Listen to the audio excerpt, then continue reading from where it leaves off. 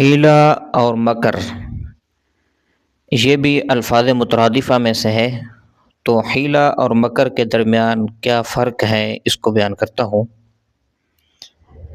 مولانا افتخار علی دیوبندی رحمہ اللہ تعالی نے افادات کی شرح مقامات میں ان دونوں کے درمیان جو فرق لکھا ہے وہ یہ ہے کہ حیلہ وہ ہے کہ جس میں غیر کو ضرر پہنچانا مقصود نہ ہو،